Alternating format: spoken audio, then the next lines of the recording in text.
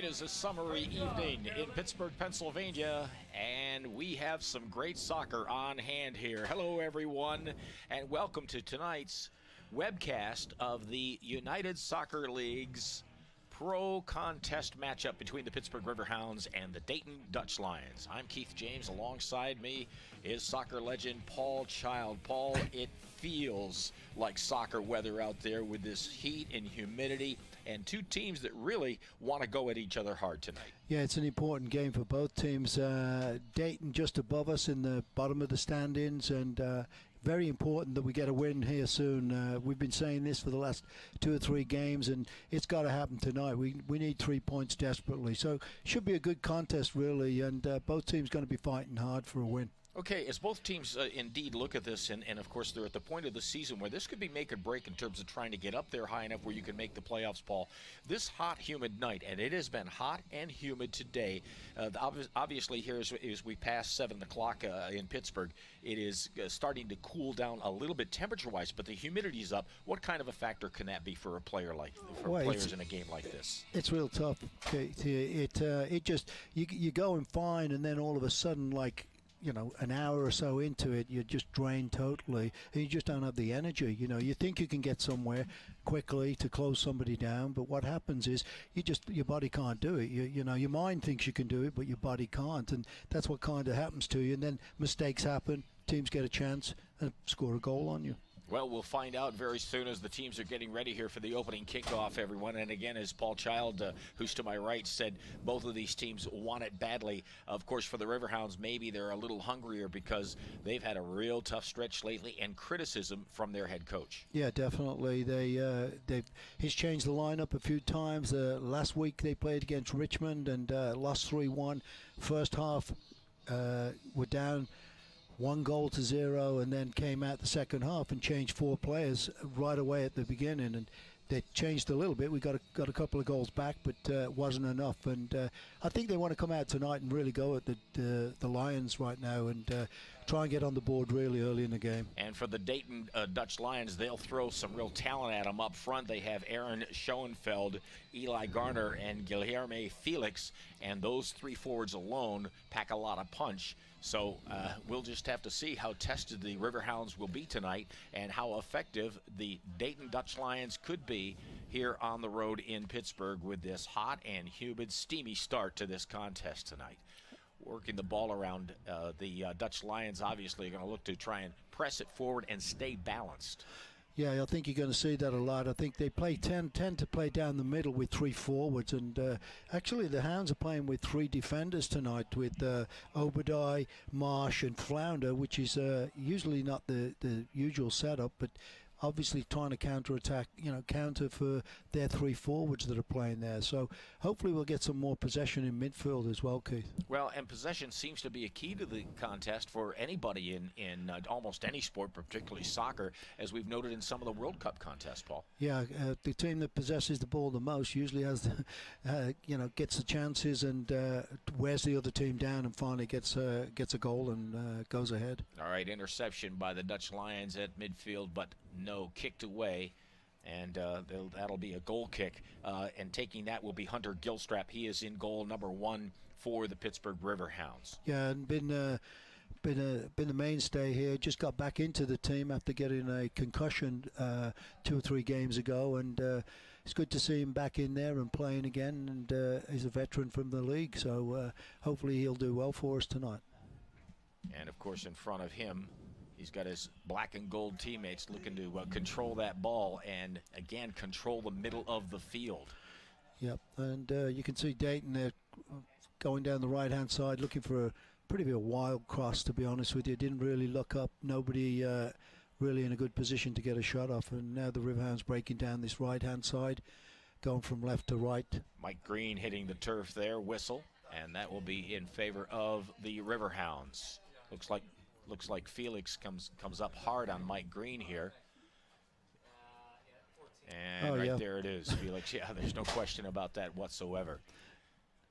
The real key here is converting these opportunities on these free kicks, Paul, so that you can pick up the ground, but also look to split that back line if possible. But I'm seeing this one midfielder, Felix. No, I'm sorry, that is not Felix on the right-hand side for the Dutch Lions, dropping back to almost make it a 5-man front in the back. Yes, he is. They're making it as tough as they can. But usually teams, when they come away from home, they start off that way, and hopefully can absorb a little bit, see what's going on, get a feel for what's going on in the game, and then they'll start coming. It's probably pushing players forward, and obviously that's where it's important for the Hounds to try and capitalise and get on the board early, so the momentum's going their way. All right, now the Riverhounds looking to move it forward. Anthony Obadiah with a little quarterbacking from that middle defense spot. Back to Gilstrap. Yeah, we got five. It looks like we got a lot of people back in their own half right now, Riverhound players, and not many midfield players showing for the ball at the moment. And we don't really want to knock it in long like this because it's 50-50 ball, and as you can see, most times the defending team get a real good opportunity to win it. Mike Green going for the jump, slightly out jump there, back to Obadiah. He'll roll it forward into the center. And now the Riverhounds look to push it. Knock the ball around in their little triangle, looking for an overlap there slightly. Yeah, they're looking for some openings there, looking for some show. Some players, nice 1-2 there on the edge of the box, and a quick shot up. Long shot, and hits way out off the post. And another chance coming up here. And a great shot off there by, I think that was Danny Earl. I'm not sure, but maybe we'll get a replay on that and have a look. But just came off the post and went out. And a good cross in there. And a great shot first time, and out for a corner kick. Danny Earl's really putting a lot of foot into it. Then with the ball coming off the post and staying in play, Mike Green with just a little bit of hesitation might have had a follow-up on a rebound shot. That was not to be. So now the corner for the Riverhounds. Yeah, and you can see they pushing a lot of the defenders up. The bigger, there's a Danny Earl shot coming up. Oh, good cross. See how strong that was, yeah. And here's the corner. That is knocked away by the goalkeeper for the Dutch Lions. That's Matt Williams, and that ball takes a fortuitous hop out of bounds for a throw-in for the Riverhounds. And that'll be a throw-in. Yeah, he did well there, coming out and clearing that, Keith. He got up in the air and really played it well. Oh, another throw-in, I think, coming to the Riverhounds. That's a quick touch and go there. There's a good run by Joseph. Good run right there. Looking to play it back outside, trying to work it around. There's a nice little chip, but Dutch Lions are there all the way. Yeah, there's nobody open in there at the time, and you want to knock those balls in, but you got to have somebody coming to trying to read that situation and coming to meet it. Here's a good comment. Andrew Marshall up to Mike nice Green. Ball. Nice little ball on the outside, up ahead. That's Kerr. He'll curl it back. That's Green in front. He cannot step around the one defender. There's two of them there. One of them is Felix all the way across, and that will go out across the touchline. Here's the player here coming up, and we'll see the shot hit the post. Nice opportunity. He doesn't wait long and sees that opening, and just puts his left foot into it. Oh, man, that is just literally, Paul, about 6 inches to the left or less. Exactly, and I think the keeper may have got a little touch on that. It looked like he may have got a finger on it, which pushed it a little bit wider, but really nice shot, and that's what the Hounds have got to do. Nice through ball to Mike Green. He goes into the corner. He still has control. He's going to come back and have an opportunity. Will we see a cross? Set up in front of the box. Nice little leave there. And the Dutch Lions are on the defense. 50-50 ball won by the Riverhounds. And once again, it's Andrew Marshall trying to play it forward. Yeah, Andrew playing defense, and he's way up in this offensive end. Don't see him up there too often, only usually up there from corner kick, so he might have got left stranded there and was still in that position to get some shots off. That's a long ball the keeper's going to get. There, and I believe that one is going to be right to the keeper.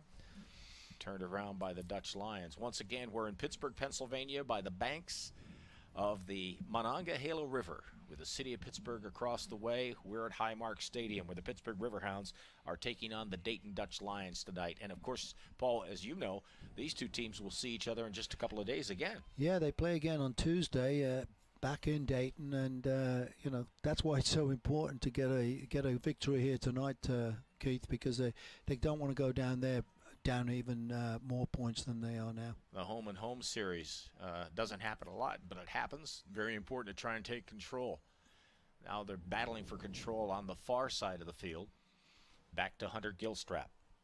Yeah, Hunter's just not going to be in a rush here. Let everybody calm down and try and get some movement. Somebody showing for the ball. Obadiah's looking for somebody to knock it to, but nobody really showing for him. Marshall knocking the ball. Nice ball if Jose can get to it. He does. Here's Anguilla with it, trying to step through. He's got nice a strong left foot if he can get a shot off here. Look at the defense of the Dutch Lions, how it closes on him very well. They get back very well. Here's Earls once again. This time it is blocked. Doesn't even get to the net. No. It's good to see the Hounds, though, doing this a little bit tonight, Keith. They haven't been able to get in these situations in the last few games, and they're really working hard, getting some combinations together and getting some shots off, which you've got to do. I mean, if you're not taking shots, you're not going to get a goal. And there's a great run down the left side. And a wing there, and a great touch to... Oh, well, right in the middle was Anguilla, but he didn't mean for that to happen, that's for sure. No, Kerr hit that. Yeah. All right, you take a look at this defense now. Watch the nice play and the nice footwork around here, but look at the defenders close on him. Look at the Dutch Lions work so well. 1-2, and there's a third man there, and now as he comes over, there's another two. They're really kind of ganging up at the back and dropping back very well. Yeah, that was pretty. Here's that last shot, and showing the replay, and Jose in the way of that shot actually hit him in the chest.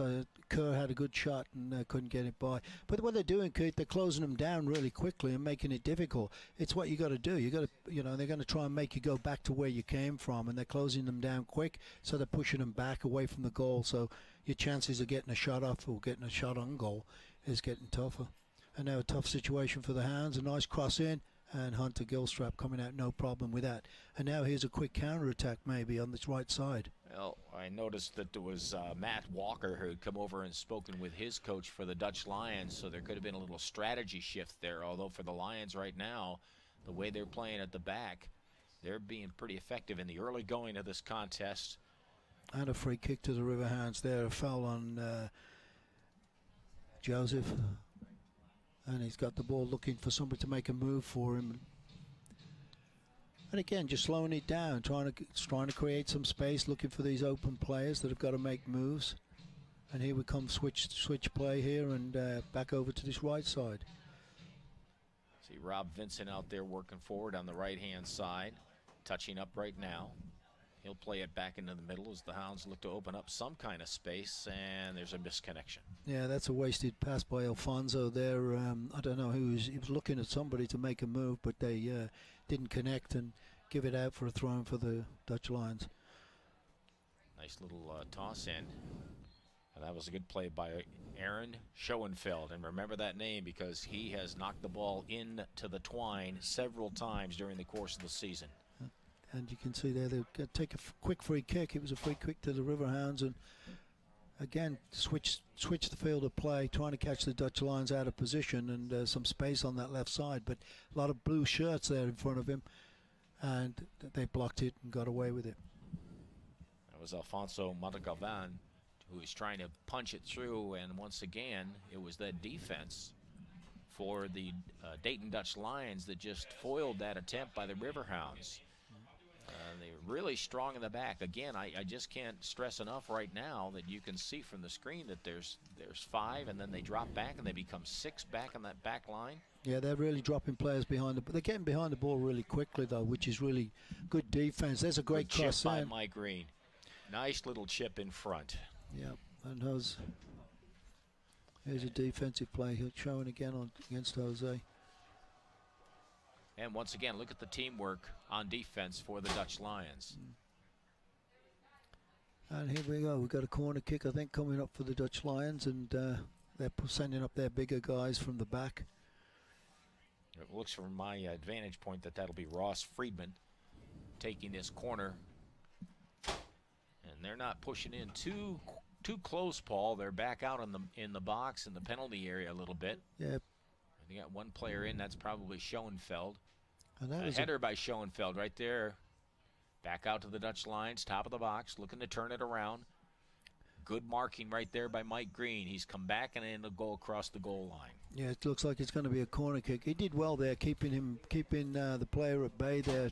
Keith didn't let him get this dangerous cross in. Here's the corner kick again. Player up on the back of somebody. I thought that would have been a foul, but it wasn't called. This player does a good job of turning with the ball, trying to get some space on the left, but Green never gave him a chance and kept him out there, which was a good job by Mike Green. It looks like Cruyff will take this corner. No, he's not. He just touches it. Oh, and a wide open, and it hit the post. Opportunity there, and it hits the post. Boy, that was a break there for the Hounds. Got a touch and came back off the post and caught everybody by surprise. Here's a good play. Look at this angle, and ouch. And the player couldn't get the rebound off the post. He went for it, but it just bounced up over his thigh, I think it was. And here's so another close. Corner kick. So close, and another corner from the other side. I think this is Granger. Header away by Schoenfeld.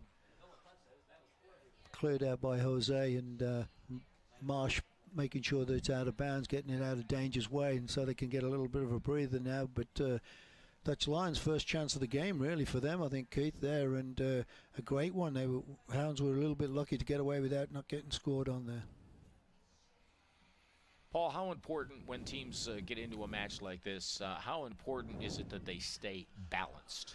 It's important. Not only balanced left and right on the field, but also up and down. Well, connected is what they got to be, Keith. The defense connected with the midfield and the offense, and that's where you get the breakdowns when there's a big space in the middle where other teams will, get more midfield players in there and are working that area and getting the ball and getting ball possession. Chipped through by the Dutch Lions.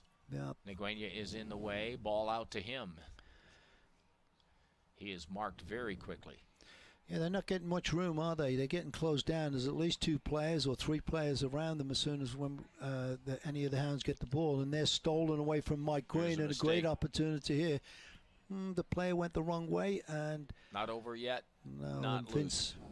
Not loose enough for the Dutch Lions to have an opportunity, but it sure looked that way on a giveaway that was right in front of the Riverhounds' goal. Yeah, we can't be doing that too much because that's going to get capitalized on, and they're going to get a goal soon if we keep making those bad decisions and bad passes. That's a bad one right there, and the Dutch Lions pick it up again. Got a lot of yellow shirts back there, though, and a great tried to make a combination 1-2 and didn't quite connect. I think it went out for a throw-in for the Riverhounds. Matt Walker turned it around, but they could not control, so Dayton loses the ball, it looks like. And I see a Riverhounds player down. I cannot see the number from here. But he's up and back on the field now. Yeah, I think it was Marsh. Yeah, that is Mr. Marshall. That is Andrew Marshall. And he'll take that long throw in out to the midfield. And Dayton will knock it back to their keeper, Matt Williams. Trying to put pressure on the keeper. I like to see this from us. I like to put some pressure on those guys and make them make mistakes like that. We just stole it back, and that's what we've got to do, create some opportunities. Kind of a little bit of a strange bounce there. Kerr couldn't quite figure it out, and he bounced over his leg, and now the Dutch Lions have got it back. The Lions looking to get connected. Yep. And certainly utilize their space as they create it. Riverhounds are marking pretty well, pretty strong. Mike Green with a quick turn. Long run here. Green on it and 3 men there. And the ball rolls loose. No whistle. Yeah, no whistle as Cruyff goes down. Watch this run, Paul. Yeah, it's a great run down this left-hand side. He thinks he can go past the ball and came out. I think that was Mike Green that got his body in the way there. Thought it was going to be a free kick, but the referee let it play on because I think he knocked the ball too far to catch it, really. A long kick and a nice one by Hunter Gilstrap. 50-50 ball won by the Dutch Lions. Still battling back out at midfield again. That's where games can be won. Oh, yeah, for sure. And here's a great opportunity in the middle. Kerr's got it. Nice, better pass. That's what we need. Long ball, 50-50, and we're going to get a little tug on the shirt from behind, I think. Boy, and a quick free kick and a great touch. And here's an opportunity, wide open, and there we go. There we go. First on the board would be, I believe that's Sebastien Thurier. Yeah, number 5. And that is the first score of the game here in the 17th minute as the Dayton Dutch Lions take advantage of a miscue there. And we'll see a replay here and find up on the mark here. You see what happens. And you see what happened. They took a quick kick, and we didn't have enough players back behind the ball. And very smart play there. They just put it down, took it quick. You've got to be alert at all times. If nothing else, Keith, get a player standing in front of that ball so they can't take it quickly, make the referee move you back 10 yards and waste that 30 seconds or so to get bodies back behind the ball. We didn't do that, and they capitalized on it. And that was Eli Garner who was scoring in the 17th minute, and it was almost exactly 17. Yep. So the Riverhounds find themselves quickly down, and the saga of their season seems to be they always seem to be down and coming from behind. Just battling, trying to battle back. And long ball, Mike Green here. There's a touch, almost a dangerous play, and now off of him. Yeah, ricochet out of bounds for a goal kick now to the Lions. Yeah, they've got to, that's a shame that they got scored on so early here again. We've been preaching this, that we need to get on the board, and we had that first opportunity to hit the post. Would have been a great start, but obviously now we've just got to get down to it and make it as difficult as we can for the Lions to get out of defense and create some chances of our own. Clever little header there by Aaron Schoenfeld. Unfortunately, no teammates there to take advantage of it. Riverhounds now settling it down as they find themselves quickly down 1-0 to the Dayton Dutch Lions. And there's a long ball to Joseph. Joseph Nguyen. Long legs. I like the Joseph, it's easy. Looking to break through. Here's a Great chance cross. for him, Oh. and a cross, and Mike Green cannot get in deep enough, fast enough to get there for a rebound. There's an intercept by the Riverhounds outside of the box. Here's another chip. Nguyen is going the other way. I don't think he even realized the ball was coming his way. I think he was just trying to get offside. He was in an offside position, and he was trying to get back. As you'll see here, probably on the replay. It appeared as though he's rather casual about it, but here's the replay. Watch this nice little chip. That's a nice one, too. And here's an opportunity. Yeah. And look at Mike Green. He can't quite be in deep enough to get a shot at that. Now right back in the live action, and now the push is on by the Riverhounds. Here's another opportunity right in front. There's a left foot. Somebody there to block it. Mike Green takes a shot, and it's going to go off the defender out of bounds, so the Riverhounds will keep the pressure on, Paul. Yep, and here we're going to see a replay here where a chip over there by Green and cleared out by the defense. Kerr getting the ball, making a nice move here and trying to get a shot off, and gets blocked. And Green getting a chance and blocked again. Mike Green there working on the near-hand side, and there is Schoenfeld drawing a whistle. So it looks like another free kick coming up for the Riverhounds, and that'll be here on the near side. This is where we need to try and get an advantage here, Keith, with a good cross in, a curling ball away from the goalkeeper.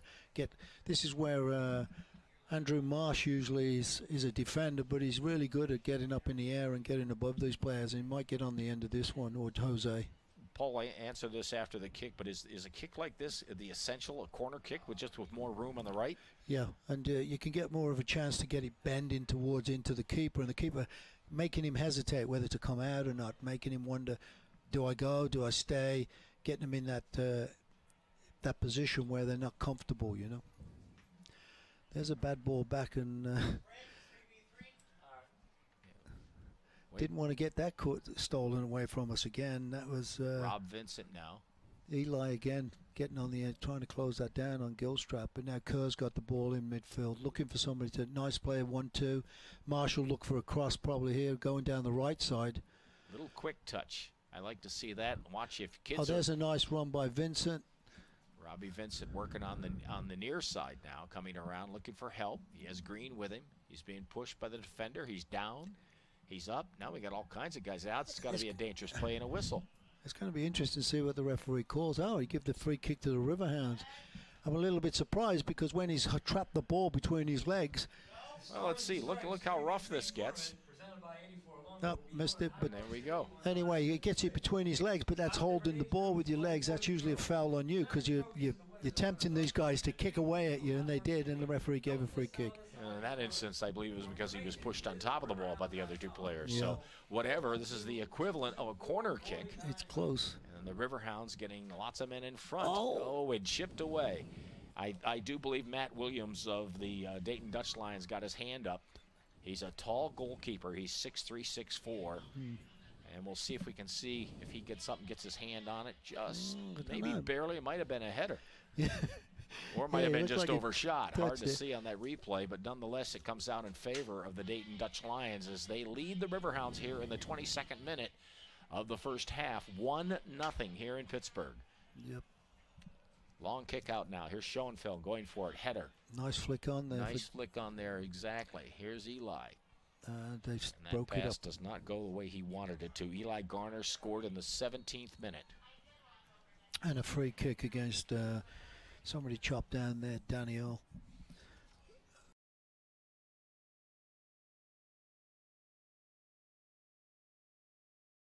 And goes down, gets a free kick. Got to push some bodies up here now, Keith, trying to create some more chances on goal. Well, there's a ball that nobody gets to. Now they look to settle it, and instead it goes across the touchline. Yeah, quick. Paul, at this stage of the game, what kind of personnel changes could be contemplated for either of these teams? Because neither of these teams right now are having a spectacular season. So what kind of personnel changes could be done other than, are they still looking to try and find line combinations that will start to click more? Well, I think it's a little bit late in the season for that. I think he's got to be thinking about where it's breaking down on the field more than anything. You know, are we struggling on the left side, the right midfield, up front? Do we need another forward? I think we're pushing up 3 guys up front right now.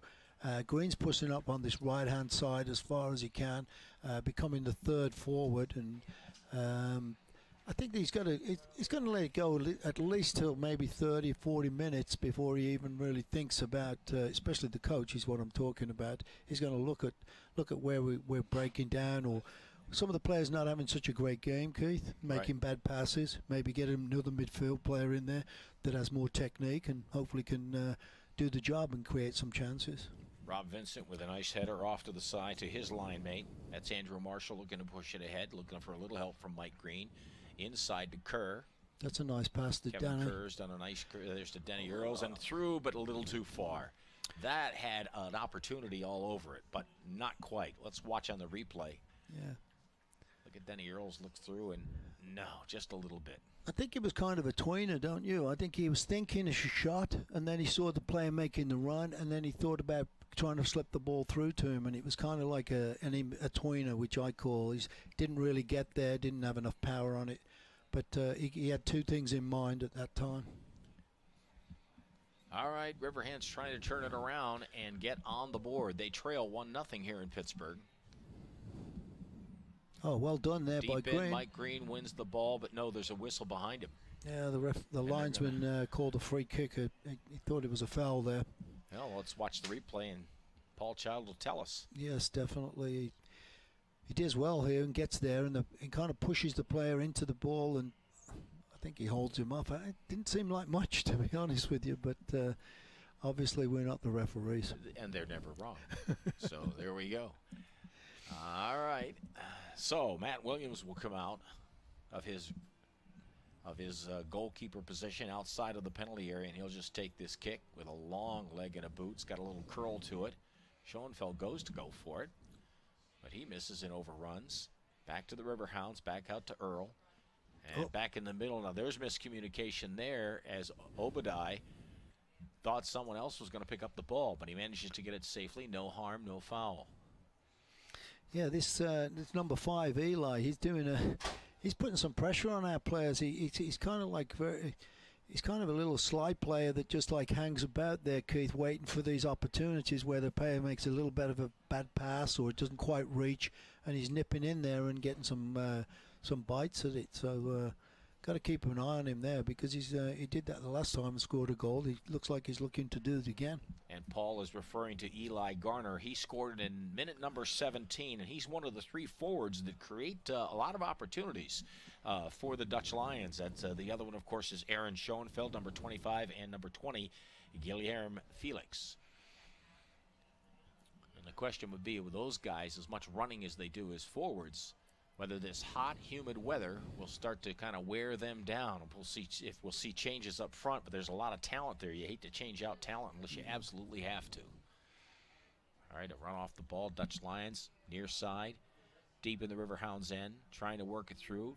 Well, nipped away on a nice little ball, but I think that's going to be over the touch line, and it's right on the line. That'll be a Dutch Lions throw in. Here comes the replay. Marshall does well here, actually. Absolutely. Andrew Marshall with a nice defense to win the ball, and then he knocks it away. All right, here's the throw in. Schoenfeld, another header. It's about his 18th of the night. And the Riverhounds fight it out to midfield. Danny Earl did well there, blocked that. Used his body. He definitely did. He's got some fellows on the run. That's Nguyen. Nice move inside by Nguyen. Lots of defenders on him, though. Look, there's 3 men around him, 4, now a 5th.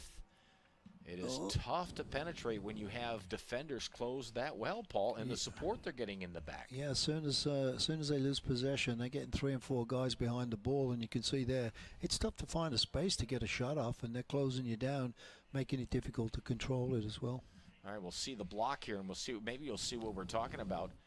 With I'm sorry, this is the Danny Earls block. Watch him just use his body. Bang. Yeah. There you go. Yeah, don't have any respect for your body when you're playing. You just put it there when you have to. It can be a punishing game in a lot of different ways, particularly punishing on a hot and humid night in Pittsburgh. And just trying to get it back together again here. Hunter just looking for a play. Got Jose picked him out and got a good ball to him and a foul. No call by the referee. No call there. No call, man. 2 men on him. Matt Walker the ball back over and around to his line mate. And the Dayton Dutch Lions look to push forward. They'd like nothing more than to add another goal as Eli Garner scored in minute 17. Yeah, and we can't let Hounds can't let that happen. If anything, we need to try and get one before the half and get back into this game. They've started to picking it up. I don't think that the Lions have had that many opportunities. They've had 2 or 3, but it's been pretty equal for this last 10 minutes or so, Keith. Well, equal is not what the Riverhounds need. No. Equal is not what the Dayton Dutch Lions want. So the scoreboard is not equal, however. It is 1-0 in favor of Dayton. I see a lot of shirt sleeves here tonight. You know, it was interesting coming in through the parking lot, Paul, the tailgating that was going on. That really just said to me, yeah, we're definitely here. We're here near the end of June. The summer's hot. We're officially into summer now. And, yeah, these guys are going to have to work to earn their nickels and to earn anything they do on the scoreboard with all this summer heat. Here's Schoenfeld coming away with the ball. That's a through ball, but Hunter Gilstrap comes out. He was reading it very well. Plays it back into his own area so he can kick it away. A little bit long ball there, tough one to get on the end. Miscue there with the 2 forwards, but Green looking for, or is that Obadiah looking for somebody to knock it to, and knocks it back to Marsh, who's going to look down the right side, knocking it long to Nguyen. Yeah. He's going to play the ball deftly. Nice move, looking for the getting his cross. Nice touch. Here's Green with an open. Here's Green. And cuts it back. Oh, it is a little too far back. Another Rob cross Vincent, in. Yep, and Rob Vincent coming wide in. Oh! Holy smoke. And Jose's hit the goals and they're bent backwards. I don't know what happened there. Jose Angula. Watch this mayhem, Paul. Well, great move. Great cross here. Green there, looking to get a nice cut back for somebody coming in, nobody there, and then Earl getting that little cross in and head back across the goal, and Jose hitting the back of the net and bending the goals backwards. Somebody's got to fix these goals. They're definitely at an angle at the moment. Well, that is Jose Angula, who was crashing into the net. Yep. And now the Dutch Lions in the back are discussing, well, how did that happen? We got so many guys back here. We've been doing it so well. So we take a look at this one more time, and this is from behind the goal, as you can tell. Watch this header. Oh, and I have to tell you, I think Matt Williams might have just touched that ball with his fingertips. He might have just grazed it. I think you're right, Keith. He gets a touch on it, and that's where it just couldn't. Jose couldn't get on the end of it because that would have been a goal for sure. But then hit the back of the net and bent the bars back because he hit it so hard. Yep, and if you look, you can see the angle of the bars. Now those front posts, ladies and gentlemen, are supposed to be straight up, and the crossbar straight across, and that is definitely not the case, as Jose Angulo just dove into the net. My! So this will be a interesting pause in the action. Although the clock, you always note in soccer, the clock rolls. This is how they. Now we're going to have a lot of stoppage time. I don't think this is a quick and easy fix, Paul. No, I think they've got to change the actual goals. They might have to get a second set that they're going to bring out, or I don't know. They should be stopping the clock actually right now, because it is a delay of the game, and it doesn't make sense to let it keep running. Well, I think they're straightening them up. They're going to straighten it, but doesn't the question then, Paul, become to how sturdy the goal is? Because the keeper relies on the post to a degree. Definitely. But I think what this is just what they'll do probably at halftime too. There's some bolt situations on the bottom of those posts, and I think they just need to tighten them up. It's probably something that just came loose, and maybe can get away through the first half and then get out there and fix them up.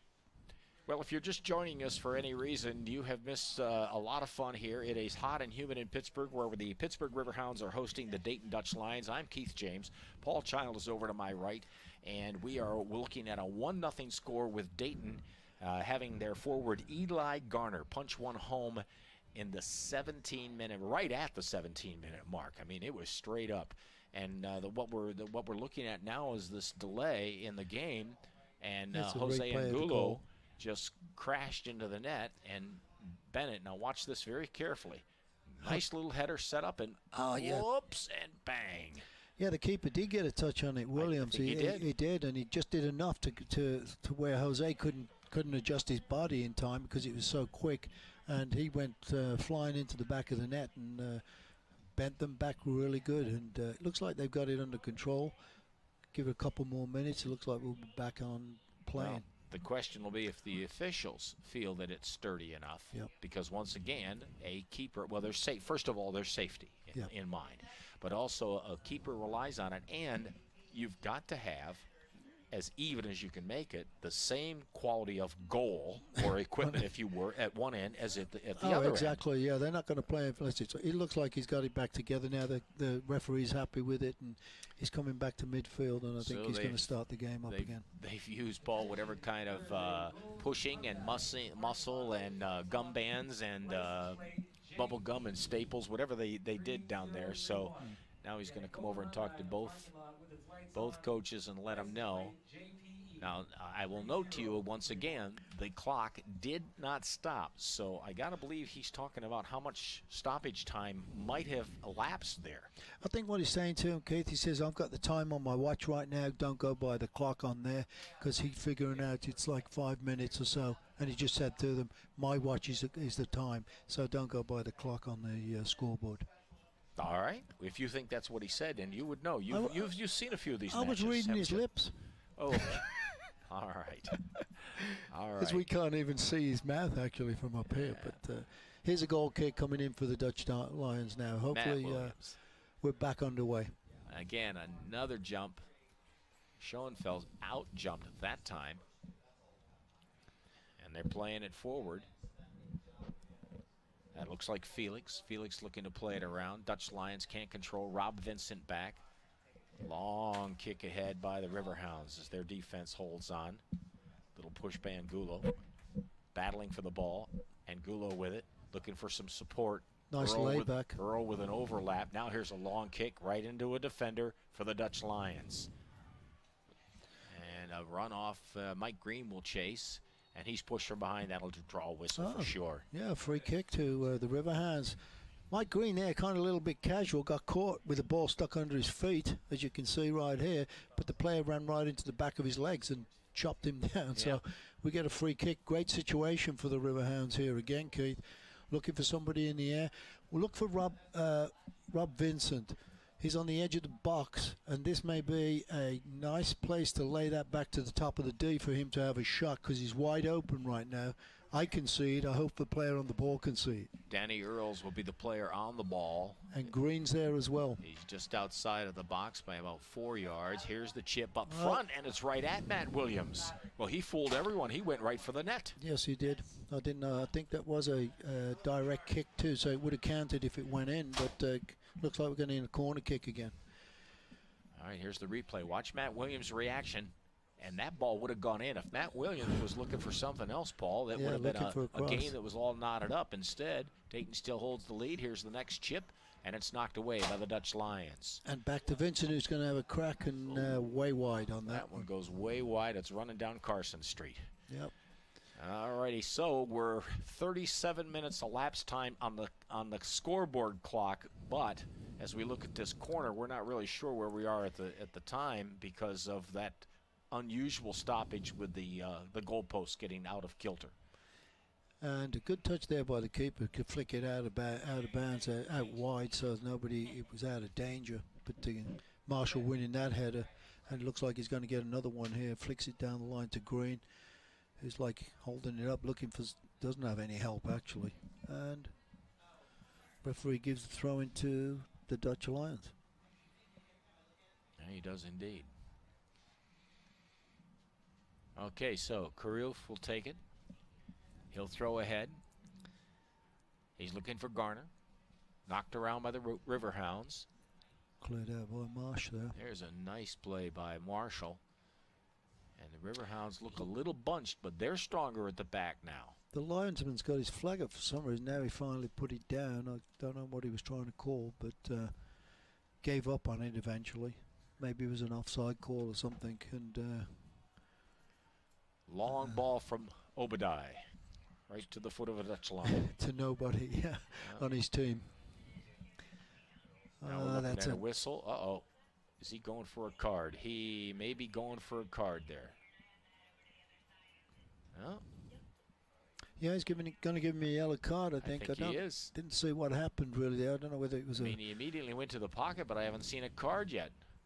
Let's watch closely and we can see what the infraction is. Yeah, he'd knocked the ball yep, away and before. There's the yellow. Yep, yeah. And there is the yellow.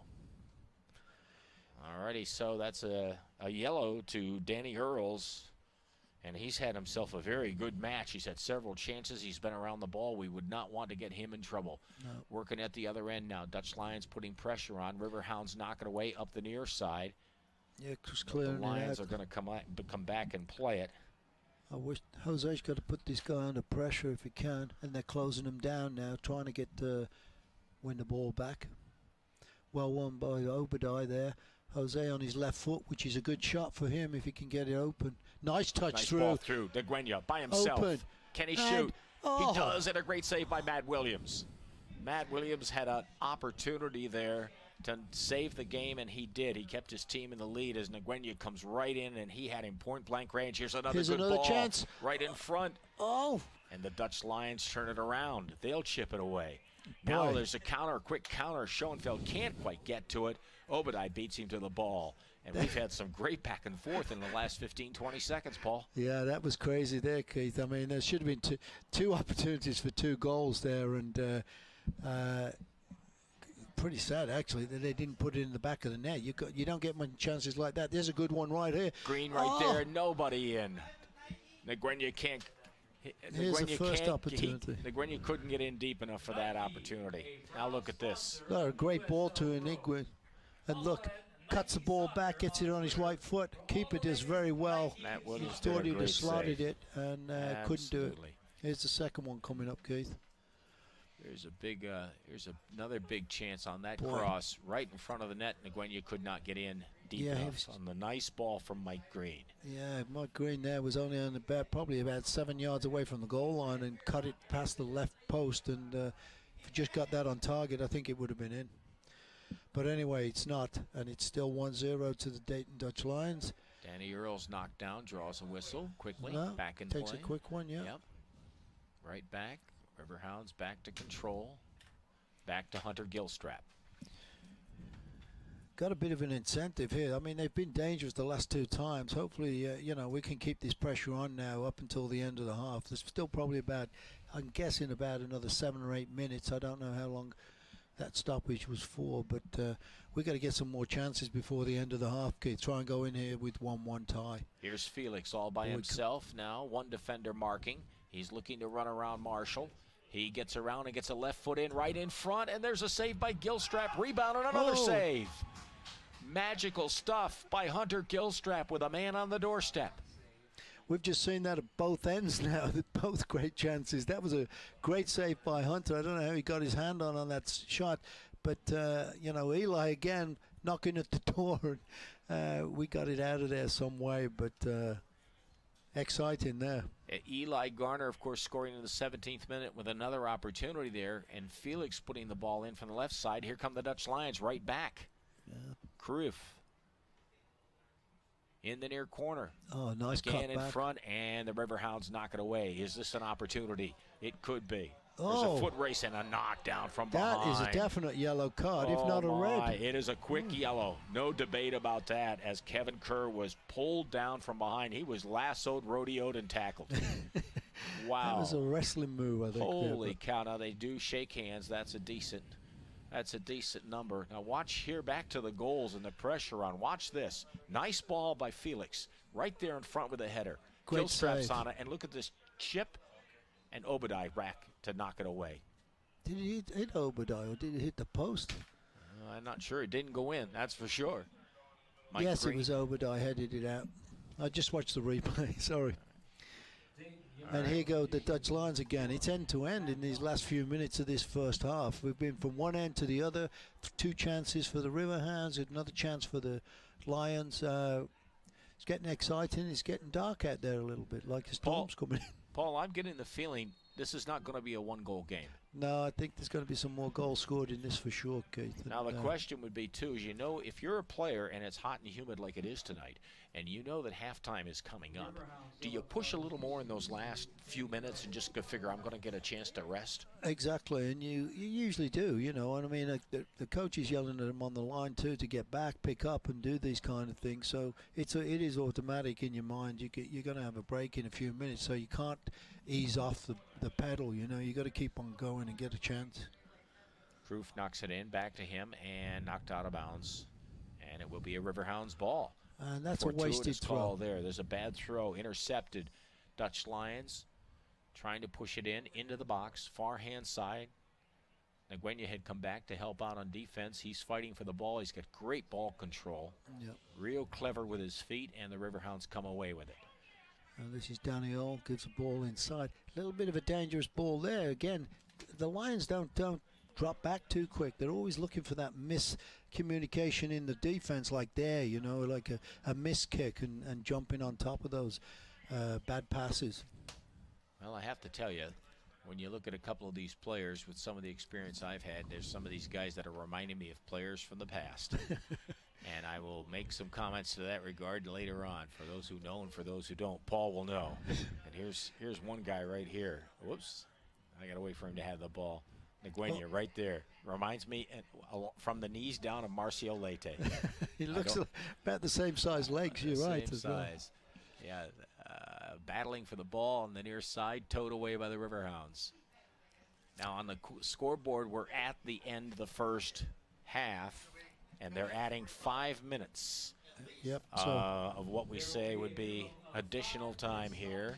And Green here looking to get a cross in. Nice move Once again, another move around. Can he do it again? Oh, the defense was right there. Right there for Dayton was Brock Granger. Look at this, Keith. I want to tell you something. He does a great job here beating the player, but this is where he's got to cut the ball back to the penalty spot. You don't go straight across the goal. If you look with the camera, you didn't see it, but there was 5 players lined up right by the penalty spot. If that would have come back at an angle, those players would have been out of position. It would have been a wide open shot on goal. Okay, we're in additional time here at the end of the first half. Here's the corner kick. Looks like another corner kick. It'll be another corner. Schoenfeld knocks it away. They'd probably rather do that than have the ball come back out. So we'll find out how tight the Riverhounds play it to the goal. Or do they play it back a bit? Here's the chip right in front of the goal, looking for a header, knocked away by Matt Williams, the goalkeeper for the Dayton Dutch Lions. Yeah, Williams don't hesitate. He's always coming out to win these balls. It's like it's his area, and he comes out. He makes sure he's coming out and winning it. And here go the Lions down the right side of the field, and a foul in the middle of the park there on Obadiah. Yep, that's Schoenfeld knocking him down, and the official alertly saw it. 2 yellow cards here in the first half, 1 goal, and that goal belonged to the Dayton Dutch Lions and Eli Garner at the 17th minute. And now it's a ball as there's a few raindrops coming down, Paul. There's just a few raindrops, maybe more than we think, because the crowd's scattering a little bit. Yep, getting under cover, but looks like it's just a shower coming over, so it's coming at the right time at half time, so people can get down under the shelter and then be back out for the second half, it looks, because there's only probably about 2 minutes left in this half of the game. Throw in on the far side. Dayton playing it ahead. Riverhounds are there. Back in the middle of the field. Andrew Marshall's got lots of room to play it up. Green down the right-hand side. He goes to the middle now. Oh. There's a nice touch. Kerr has it. Looking for some help. Back to Green. Green looking for an overlap. He's going to take it instead of getting one. And now the Dayton Dutch Lions, with that defense, they grab the ball and they come right back. Long strides from Kroof. Look at this defense coming back now. Marshall coming back to push him off the ball, and he does. Looks like a throw into the Lions again. Yeah, that was quick counter-attack there with Green. Once he lost possession of the ball, we had 3 players up, and then the 2 defenders were breaking out for the Dutch Lions and causes us some problems. Riverhounds control on the toss in. Way cleared They'll knock it quickly out. And they're going to call that a bad throw? Foul throw, yeah. Yeah. Player's leg was up off the ground. You very rarely see it anymore, especially in the pros, but it happens, and it's a good call, actually. Well, it's interesting sometimes those calls that you don't see all the time, that we don't think about, that the officials actually look for in practice. That could have been a handball on Schoenfeld. Instead, he's away with it. Can he control? Yes, he looks like he can. And Hunter Gilstrap comes up with it. He bowls it out very quickly on the near-hand side, and the Riverhounds start to counter and move. Rob Vincent knocking it forward. Nguyen there. Nice little chip. Ball for Jose, and he's got to hit this. Angola comes in. He's got a man with him, but it's the Dayton Dutch Lions sinking defense that comes up with the ball and knocks it back out to midfield.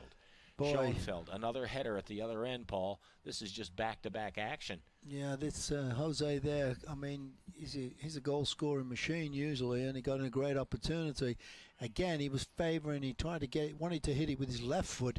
He should have probably took a quicker shot with his right foot, and he would have got a shot off on goal. All right, the Riverhounds settling. Again, trying to put the pressure on. Vincent taps it forward to Nguyen. Little side step move, and Gula is there. Vincent crashing through, and it is Thurier knocking it away for the Dayton Dutch Lions. A long cross in. Great ball for Jose on his left foot, trying to get a wind up in the shot. A lot of bodies around him, though. He's got to get it off.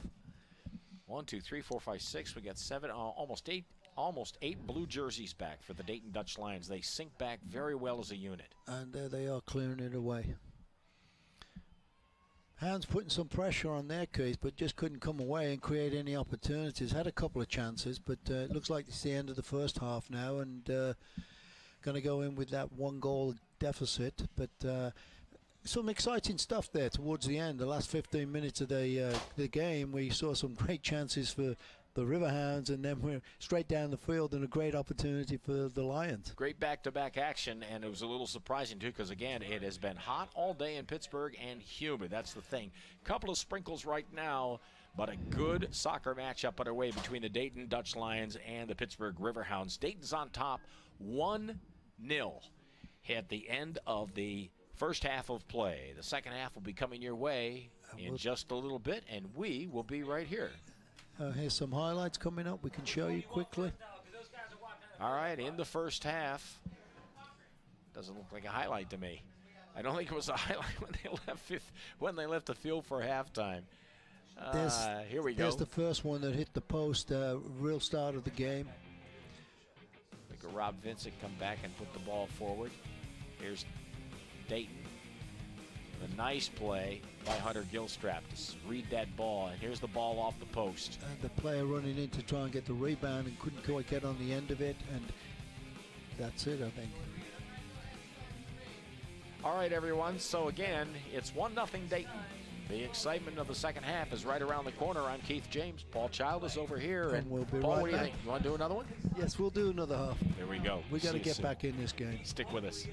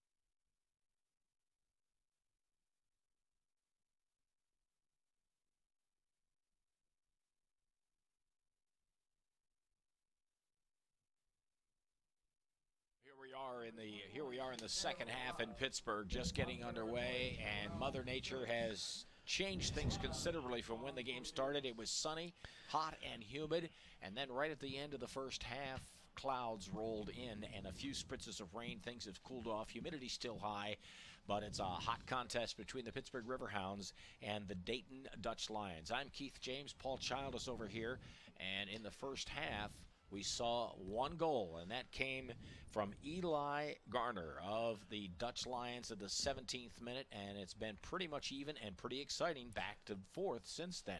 Now we're here in half number 2, and Paul, you've got some numbers from that first half. Yeah, the first half, Dayton had 3 shots, and we had 8 shots on goal. And saves, Dayton 4, Pittsburgh 1. And then we have corner kicks. Dayton had 3, Pittsburgh 4.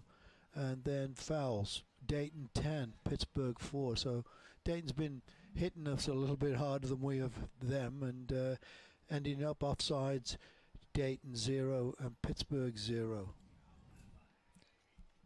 And there has been one substitution here in the start of the second half, and Dayton has made that substitution. Guillermo Felix is out, and instead they have placed in, is it number 21? Number 21, I hope I pronounced this correctly, Shintayo Hayo-Owa. And that's my best guess, but I could have left it up to you, you know. So. That sounds close, but I don't think it is. I don't know. Pretty close enough. Who spelt that on there, but it... There's a long ball and a nice overlap. Here's Garner, or excuse me. Yeah, it is Garner again, and he's cutting inside. He's running inside, and still he's run off the ball in the box, and there's an outplay by Gilstrap, and there's a play and a chance at a score from Schoenfeld. Boy, that was a quick start. Here comes the replay coming down this right side of the field. Watch Garner go. Cuts inside, beats 1, beats 2, stumbles over the ball, goes to 1. Oh, Hunter Gilstrap gets a touch on it, bounces out to a Dayton player, and got some coverage there and blocked that shot before he got an open shot at the goal. Well, they're going to have a corner. They're going to have a corner. Yep. Yeah, a corner on this side. They started to go to the far side of the field, and now the corner will be for Dayton on the near-hand side. And Dayton has done very well collectively at the back. Some pushing going on in the box, a referee getting a grip of them.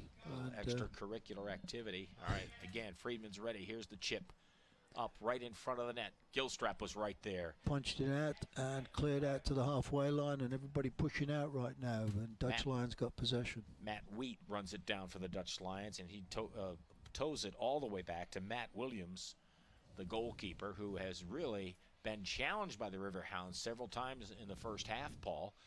And he's been up to every challenge so far. Yeah, he's done very well for him. Kept him in the game for sure, because there was a couple of chances there where we should have had goals. But making it tough for us, and you know, it always seems that way when things aren't quite going right. You don't just can't put them away. Now again, some rain has fallen. It started right near the last few minutes of the first half. Scattered the crowd a little bit. There's a little more raindrop, a few more raindrops now, and the crowd scattering. It's getting a little heavier, and in the distance there. He's coming to the sideline. I think he's going to have a delay of the game here because of the lightning. So we know that's going to be probably about a 15 to 20 minutes delay. That's automatic in these games, and he's sending everybody off the field, and the stands are emptying for people to get underneath for cover. Well, once again, we're in Pittsburgh.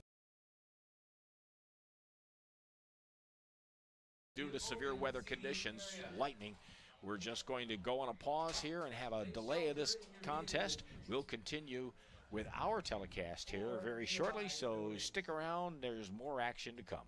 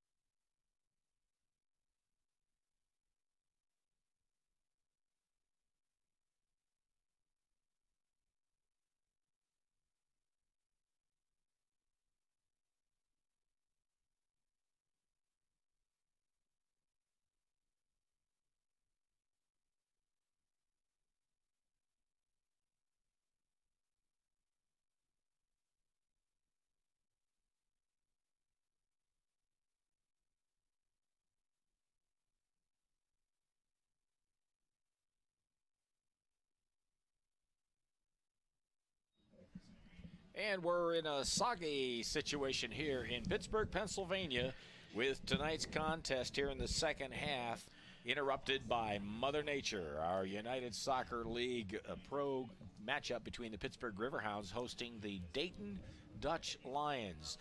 We got into the start of the second half, just about a minute or so in, and the skies opened up pretty heavily, and lightning forced a long delay in the game, and we're just now getting back underway. I'm Keith James, and Paul Child is over here, and the scoreboard doesn't reflect it correctly, but it is 1-0 Dayton on top with a first half goal. And they're away, and going from left to right, Dayton, and Hounds going right to left. Dayton with possession of the ball right now, getting an opportunity, and Hunter Gilstrap coming out and taking care of that one, the goalkeeper for the Riverhounds. So, now, Paul, we've had everything weather-wise in this game. We started, it was sunny, it was hot, it was humid. Then it got a little cool, then it got breezy. Then we had lightning and heavy rain, and now light rain. The only thing I think we're missing here is a tornado or a hurricane. So of course, the question is, on this turf, what are the conditions? We saw some standing water, but it drains. But what's this do to the offenses here at all? Well, what it does is, as you can see, when the ball hits this AstroTurf or this artificial surface, it does skid pretty goodly. You got to adjust to the bounce and how the ball's playing, and you get some mistakes because of that. Do you change your game much, either team? No, I don't think so. I think they'll just go back. As you can see, the field really drains well here for some reason. They've done a real good job, and there's no standing water on there. So Riverhounds are, it shouldn't be any different. And what's good is they're starting off in a good pace and putting the pressure on Dayton right now. And Rob Vince takes a shot and rebound and goes out for a corner kick. All right, so it'll be a corner in the far end for the Riverhounds. And again, in the first half of the 17-minute mark, it was Eli Garner scoring for the Dayton Dutch Lions, and that's where we stand right now, 1-0. Here's that corner kick. Oh, yep, yeah. There we go. Jose couldn't get over the top of that ball, a little bit too high, and up and over the crossbar with the header. There's a replay. As you can see, he gets underneath it and just can't get over it to get the ball down. And there's been one substitution that we were starting to explain in the second half as it started. That substitution on the Dayton side, as Guillermo Felix was substituted by Shintayo Hayaoa. Those are the only substitutions that I have any notes on right now, Paul. Yeah, it doesn't look like they changed anybody else. The Hounds didn't. They stayed with the same lineup. Now we had a long delay, Paul, of, oh gosh, that was at least 25 minutes or so. What are the teams doing in the locker room in the halftime? Well, we'll look at this chance by the Riverhounds as they're trying to work it in, and there's a great defensive play down there. Yeah, and is that Jose again? Looks like he run into the back of the net, but he didn't break the bars this time. This looks like Danny Earl. Right foot. And the defender there did a great job just getting that long leg out there and blocking that ball, because that was definitely on his way into the net, because Jose would have ran right into that. Well, Matt Williams had a beat on it, and he's played very well so far today in net for Dayton. And out of the far corner, or the near corner, Riverhounds working it. Here comes Rob Vincent. Nice move. Ball taken away, and he tries to bully it back, and does not work. Referee gives, I think it was a goal kick, not a free kick. But yeah. Right, back to my question, Paul. To stay loose. Well, usually what happens is they completely moving. I think they'll probably tactically talk about some more things that they could do when they come back out.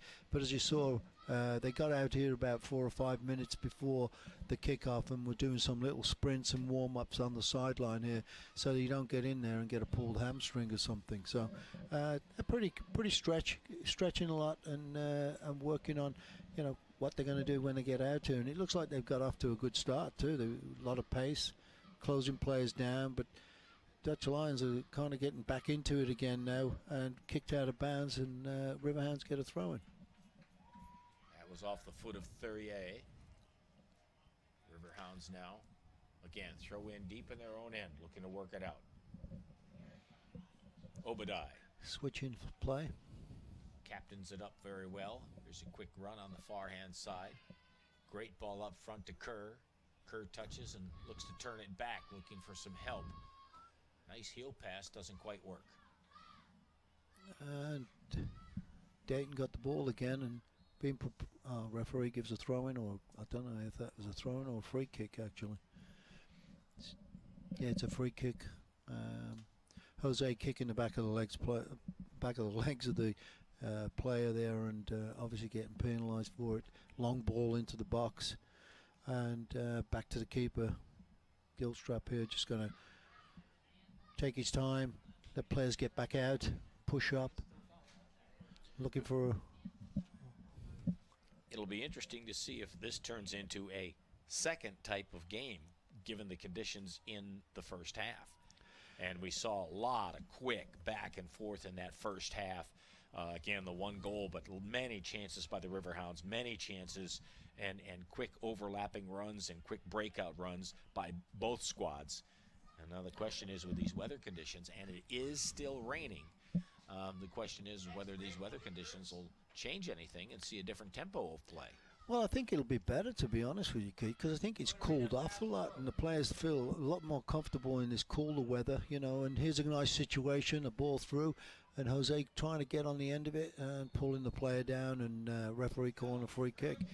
Yeah, you're going to see some situations. So here's a replay coming up. The Olympic Flames, Pittsburgh And it went off for some reason, but again, referee giving a free kick, and you can see the Dutch Lions are not in any rush to get this going again and taking their time with a 1-0 lead, and hopefully I think you're going to see some more chances again with these conditions, with this slick footing and people slipping over, making bad passes, maybe some steals, and get some counter attack. Well, we thought that this might be a game that would be decided by more than one goal or have more than one goal scored, but as it is right now with the weather, this could change completely. Yeah, it's kind of dampened the situation, hasn't it? Here's a long run down the left-hand side by Flunder. Sterling Flunder looking for some help. Now a quick throw in. Nguyen back to Flunder. He knocks it around to Kerr, back, and he'll cross it all the way over and switch it up. And Marsh got the ball now, and he's looking for somebody to show for the ball. There's a nice one. Vincent. Joseph Nguyen in the middle. Quickly marked by the Dayton Dutch Lions, and again they're still strong at the back as a group, Paul. They're very strung out and very clustered, and they quickly get 2 and 3 defenders on the ball. They've been doing it all game long. Yeah, they did close down really well and make it difficult for the players to get any good passes off or get a shot on goal. They really back each other up, you know. Looks like a long kick coming up here. Well, once again, we're in the second half here in Pittsburgh, and yes, that is rain. Do not adjust your video screen in any way, shape, or form, and if anything, it's coming down harder again. The game was stopped at the beginning of the second half, about a minute and a half in, because of lightning. And Dayton scored at the 17-minute mark of the first half, and it is 1-0. Dayton on top.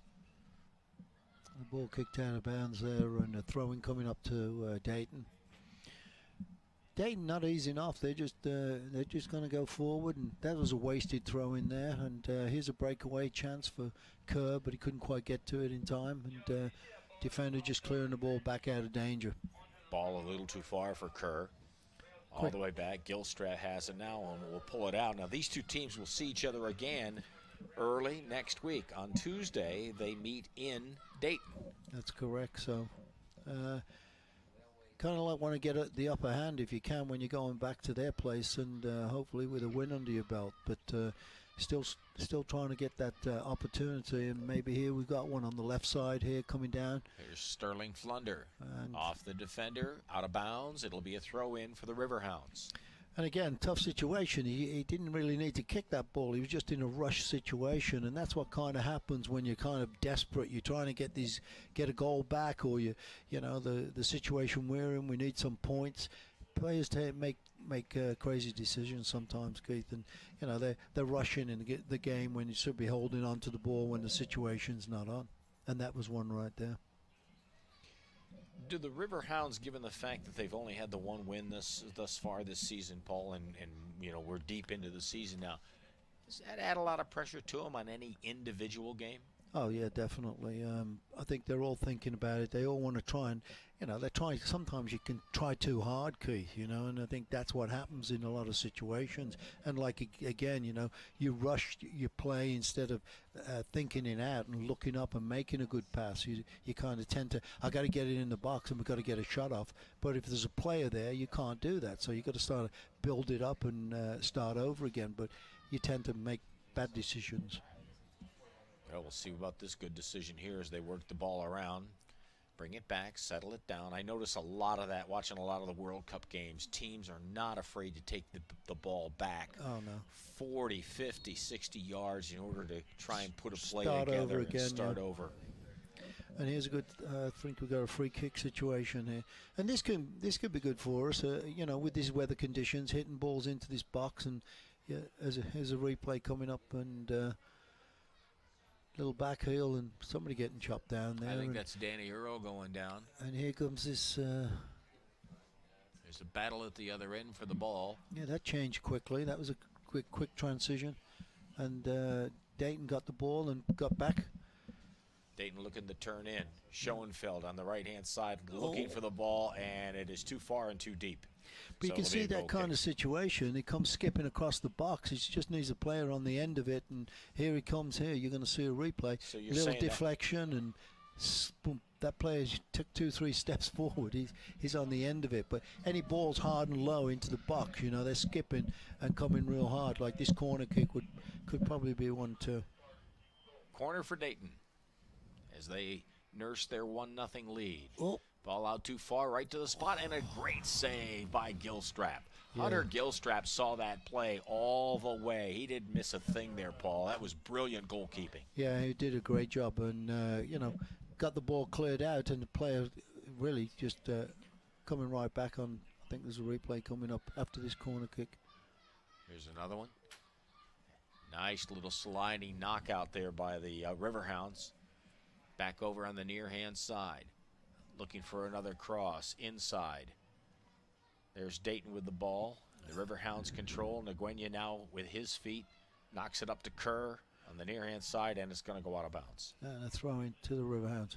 Here's a Gilstrap save from behind the goal. Yeah, you can see. Look at Hunter. He has a bead on the ball the entire way and strong hands. Yeah, it was a good job. He could see that. It was difficult with a lot of bodies in front of him, but here's a great opportunity for Jose. It's Anguilla. He cannot get a foot on it. And another good play by Matt Williams as he comes out to control it in front of his net. Yeah, that was another opportunity there. He kind of skipped. Funny bounce for him. Couldn't get a shot off. Just one-on-one with the keeper. That hit. Look at this long ball right in with Jose. Not quite enough control. And again, Matt Williams for the Dayton Dutch Lions right there, Paul. Yep, no problem. But it was too simple, wasn't it? Really, I thought that Jose was going to get a touch on that, and he tried with his right foot and didn't quite get it, and then it went straight to Williams' feet. So they lucked out a little bit there. But now goal kick on the other end of the field. Back in live action in the 62nd minute of play here at Highmark Stadium in Pittsburgh, right along the Monongahela River. It has been raining now for all of the second half, and including the part that was postponed because of lightning in the sky. And we had a postponement of about 25 minutes or so. It's still coming down pretty good. And it is still raining. At times it's raining harder, and then there's sometimes a good cross into the far post. Oh!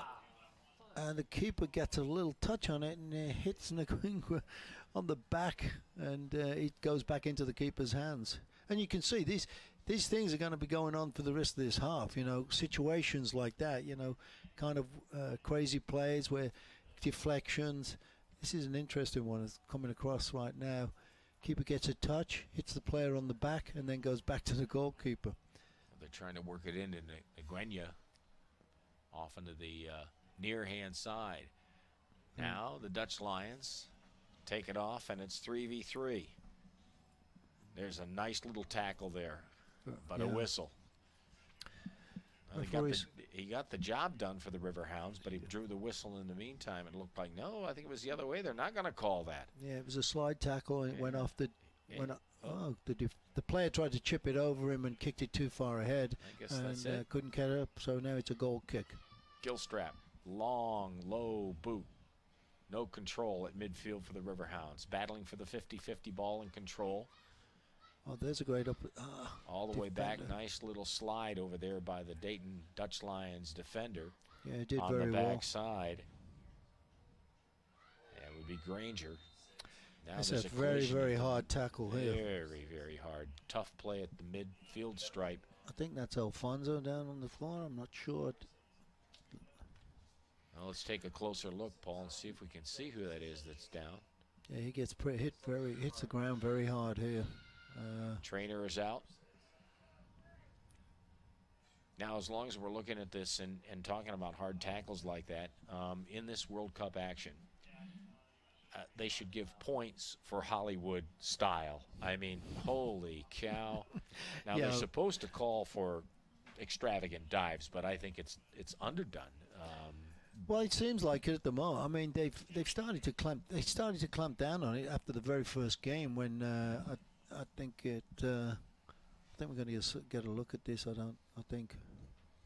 But in terms of the dives, because that's what they've become. It's like they're overdone now. Yeah, it seems like it. And I mean, players are doing that. I mean, it's like they're practicing how to get a call out of nothing. Is what it really is, and they're getting touched and they're going down as if they got shot, and that's where a referee's got to really get on top of the game from the beginning, and he's got to say, I'm going to give you a yellow card when you make this fake, and that's where they've got to get a grip of that kind of thing. I think they did after the very first game. Brazil got a goal, got a penalty kick from a little tackle that really looked like nothing, and it was strange, All right, it looks like they're assisting Alfonso Montegalvan to his feet, and it appears as though he's going to the sidelines, Paul. And we also it looks like we've got a couple of new players coming on for the Hounds. Yep, yes, indeed. So one of them. A yellow card has been issued to Dayton's number 6, Sebastian Thurier. Okay, Thurier gets the yellow card. It looks like Alfonso's coming off, and he is. Yes, he is, and along with him in the back, I think that would be Sterling Flunder, I believe, that's going to come off. Yep. And their substitutions, Matt Dahlman is going to be one of them. Yeah, Matt looked like we're going offensive-minded now. He's a midfield, but gets up and down the left wing. He's going to be doing some crossing. Dahlman's number 20. The other substitute is number 14. Yeah, which is Seth Sidabaka. And both players are. Dahlman's more of a right wing player, plays out very wide, going to get the balls, cross the balls in. Seth is more of a midfield player, gets the ball, try and create things. So he's gone offensive, a little bit more offensive minded, hopefully to get some chances. And here's a great cross in. Chance right in front. Oh boy. Here's another one. Yeah. And it is knocked away. They're looking for a call. Nguyen will not get it. That was a good opportunity here on the replay. Watch this long ball in, Paul. Yep. Yeah, the players like blocking Jose from getting to it, and then Joseph come down. So referee called a free kick against the Hounds there. Matt Williams kicks it out. There's a fight for the ball along the near-hand side. And Garner is one of them.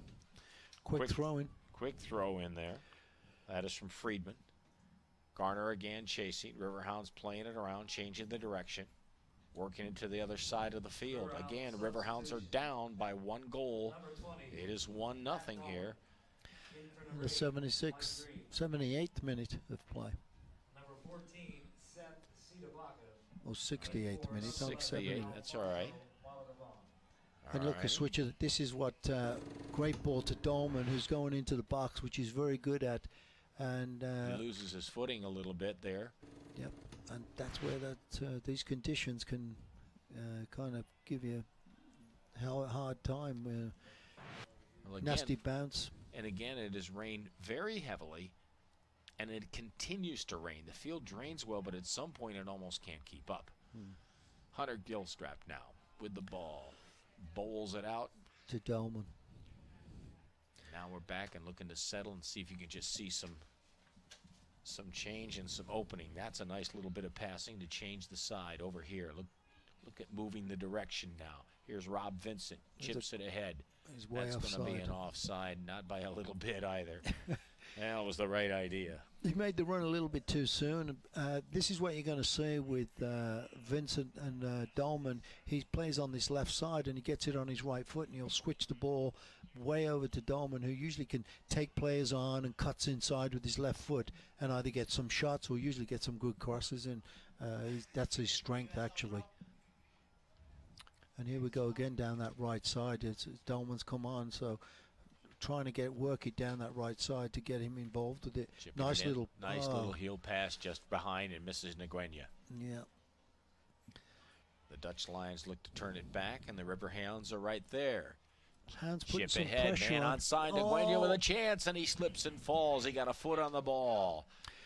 Yeah, I think we can see a replay on this one. I thought he was going to get on the end of that one and put it on target, but he just could not get that extra 6 or 7 inches he needed to poke that on target. Boy, that was a nice ball to him. As the rain increases again, one more time. Long ball out from Matt Williams. Unchallenged by the Dutch Lions, and now the Hounds knocking, and I believe that's off the Dutch Lions. Yeah, it was quickly a throw back in by the Riverhounds, knocking around back, being pushed now. Back to Hunter Gilstrap, who's just going to kind of switch it again, get it out that right side to Marshall.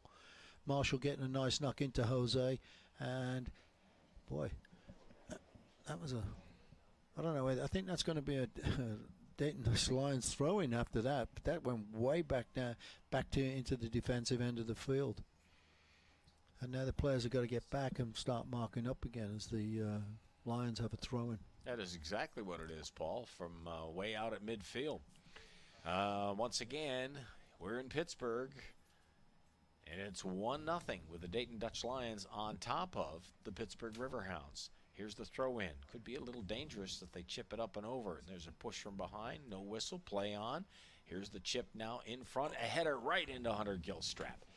That was a nice header from number 16, Brock Granger. And he was wide open there, too. He didn't get picked up, and Green was standing still, and he stepped in front of him and got a great header on target. But Hunter had that covered pretty well. Now quick throw-in coming up, I think, for the Riverhounds, if he can get it in. Yep. And Kerr with the ball. Nice little touch there. Nice touch. Run around. Looking for some help. Can he cross? He does. Finding Danny Earl in the middle. Dolman's open there. It's Dolman on the right-hand side. Cuts in with his left, which he's good at. Gets a good cross. And off. And no head on it. Almost, but it couldn't get in front of the ball enough. Or I should say behind the ball quite enough. Take a look at this, Paul. Yeah, it's a good one. He just couldn't get it on target. As you can see, it's flicked on and just past the left post, 2 or 3 feet wide. Needed to get it back across the goal, if anywhere. But Dayton Dutch Lions getting a change here. I think it's number 9 through this. That's David Clemens coming in at midfield. Okay. Dayton sub, number 9, David Clemens. Ball out now to midfield, and the Dutch Lions will try and play it back. Yeah, Matt Walker came off, and number 9's gone on. And nice ball down the right side of the play. Garner again getting on the end of it, working hard to win it back, and gets penalised for holding, and it's a free kick to the Riverhounds. All right, Sterling Flunder will take this kick, put it back in play. And again, the Riverhounds have an uphill fight. They've got to play Dayton next Tuesday. Then they're home for the 4th of July. Against Rochester. Yeah, that ought to be a doozy. Yep, that was the last game that they won against Rochester in Rochester. So you think that they're going to be looking to try and come away with a victory there. But I think this one's more important tonight, that we get back on the board and get back into this game. Well, and the other thing is to create momentum. Yeah, Once you get exactly. some momentum going, then you've got to take some of that pressure that we talked about off. Yeah, sure. All right, Dayton turns it around. Rob Vincent goes down. He pulls someone down and draws the whistle. Free kick. Yeah, Rob Vincent was doing his best to stay on, and he pulls Thurier down. So it'll be a free kick for the Dayton Dutch Lions. Not too many players up front, just one, but he's got possession of the ball. It's tough to see with this rain coming down on these windows. We're having a tough time. I am seeing it. You know, free kick right on the edge of the box. This is a dangerous situation. This is almost like a partial penalty or a partial penalty shot here, just because of how close they are with the spot. Yeah, and look, he's grabbed hold of him. Marshall grabbed hold of him, pulled him. Referee saw it, and right on the top of the box. Sometimes this is tough though, because it's so close to the goal. Even if you get a wall in front of the ball, it's tough to get it over and down quick. So as long as the wall stays strong, Keith, and block this, it's going to be a tough kick for the guy. But he blasted it right into the wall. Right into the wall. I'm not sure why you would do that, but he did. And it was good that they kept together and nobody turned or left a space for that to go through, because that would have been a good shot on goal, actually. Paul, when you're structuring a wall, what determines whether it's 3, 4, or 5? Usually the distance from the goal and where it is. If it's in the center like that, it was on the right side of the D on the top of the box. You know, you usually want 3 or 4. You would usually have 4 or 5 players there because it's really close. The goalkeeper really has not much choice but to put that many players in there. And hence that was my question, because that was a 4-man wall. I would have thought that close it might have been 5. Yeah, but you got to be careful too, because if you got 5 guys in that wall, there's 2 or 3 players that are going to be free. You know what I mean? So they could change that and not take a shot and chip it, and have a couple of players wide open. Well, the Riverhounds trying, working to win it in the box. There's an offsides play. Yep. That was an opportunity for the Riverhounds as the rain drives across the field, but that was an offside, I think. Riverhound sub in the 76th minute, Miroslav Cabrillo in for number 10, Kevin Kerr. Miro, this is a young guy that just joined the team from Robert Morris University, and not a bad player, and I like him. I think he's got great potential, and I'm glad he's getting in with a little bit of time to go. He's usually been coming in, Keith, with 2 or 3 minutes, and it looks like we've got him in there at least for 12 minutes or so. So maybe we can see something come out of him and get an opportunity for him to get a shot on goal. Number 9, Miroslav Cabrillo. Yep. Be on the lookout for him and see what he does. Fresh legs as well. And here go the Hounds again, back down the right side. Dolman, nice little ball inside to Danny, and lack of communication there, and the ball going out wide and nobody chasing that one down. Goal kick to Dayton. Paul, I do have to ask the question. Yeah. The rain's coming down harder. If it continues to the end of the game, did you bring an umbrella so you can walk me to my car? No, I didn't. Wow. What a strange one, too, because, again, folks, at the beginning of the game, the sun was out. It was a really pretty view here along the banks of the Monongahela River here in Pittsburgh, and it was hot and humid, and then everything changed. Mother Nature has no sense of humor tonight. That was a long, high ball that bounced kind of weird, but straight into the goalkeeper's Williams' hands, and he's going out wide left. This is where we've got to put some pressure on these guys in this weather to try and make them cough the ball up and get a chance for a counter-attack or a one-on-one situation with the keeper. Dayton now changes things over onto the near-hand side. That is Friedman. Pushing the back there. And he's going to fall. And now there's a little altercation, a little face-to-face. Friedman getting pushed away. And the official right there to make that call. Meanwhile, on the near-hand side, that's an equipment. I thought that was an injury, and it was not.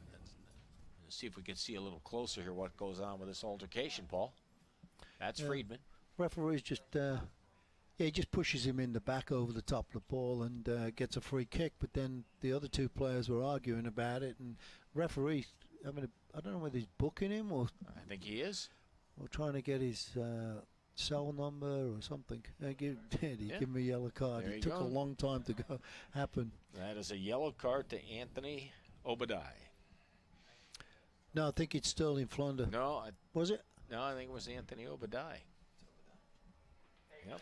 Tough to see through this window with all this water on it, and it's a blurred vision we're getting here. So we're opening the window now and again, but then it wants to fog up. it's actually better now. The rain's Riverhounds eased yellow off a card little was bit. issued to number 23, Anthony Obadiah. So the yellow card to Obadiah. Yep. And the Riverhounds are working now.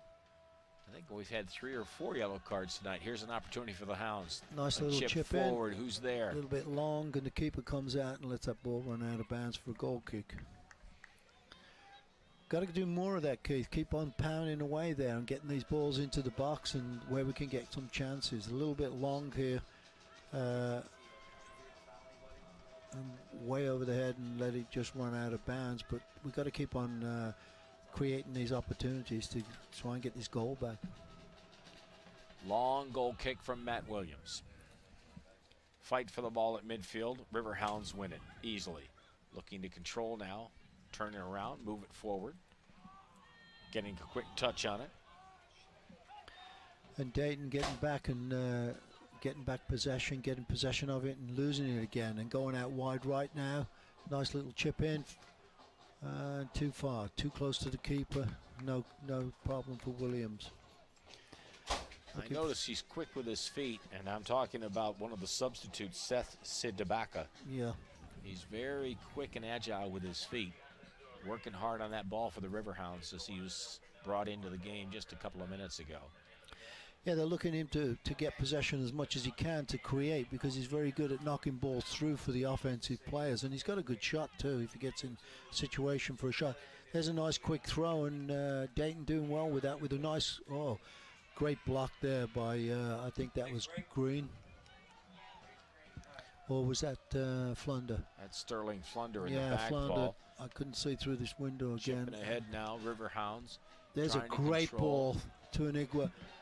Oh, and cuts the ball back to nobody at the nobody following in there. Everybody gone too far forward. They should be hanging out a little bit and coming in for those balls. That was a perfect cutback, and nobody coming in to slot it away. Little back and forth right now. There goes Seth down this left-hand side. Looking for some help. They'll change Switch. it up. Go all the way over on the switch. Riverhounds changing the pace and controlling the pace a little bit. A long shot. And Long shot. yeah, Danny Earls there. He's hit a couple of goals this season like that and done very well at it. See if we can see this opportunity here with the Riverhounds. And just cuts it moments back. ago. At the end of the game. All right, and here's Danny Earls. Yep. His shot, good shot, strong but long and wide. Yep. And Paul, when the players go in deep, shouldn't someone generally go towards the penalty spot? Usually what you try and do, you try and stagger your runs, and player go near post, player goes penalty spot, and then a player stays back.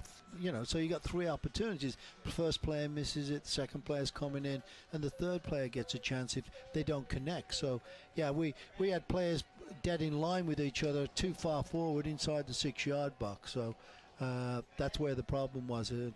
Usually you get somebody trailing and coming in late like a midfield player, but nobody was up there in time.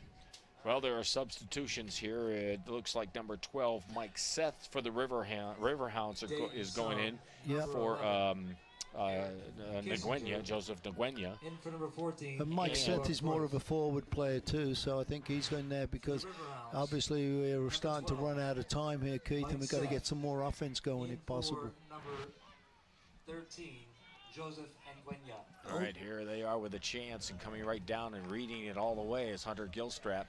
Yeah, that was a good one there because we got let off light there because that player didn't catch the ball really wide and it wasn't such a hard shot to take. Aaron Schoenfeld had a real nice feed on that, and that was to David Clemens. Now the Riverhounds turn it around and bring it all the way back. Not enough guys there. Mike Seth actually got it to his feet. His first touch of the game came in and skipped up at him, so he's just got to get into this rhythm right here and get used to this surface. The other substitution a couple of moments ago was Eric Kissinger, as he came in for Kuryef from Dayton. Again, the Riverhounds here Good leading situation. 1-0. First half goal from Eli Garner. Here's a replay.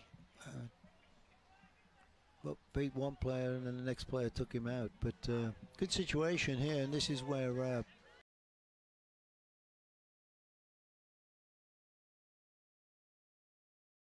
getting a little touch, a little bit Long close chip. to the keeper though. Matt Williams up in the air. He'll knock it away. Throw in quickly by the Riverhounds. Yep. Looking to control. Trying to punch it forward. Nobody running into that space. No. Or running too late.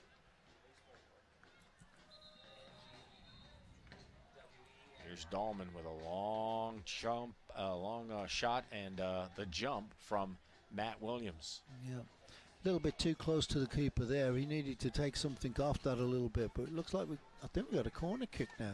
Yeah, they did. We do. They did call a corner, surprisingly so. So the Riverhounds have an opportunity here in the 84th minute. Nice ball in. Oh, just Marsh. Too far.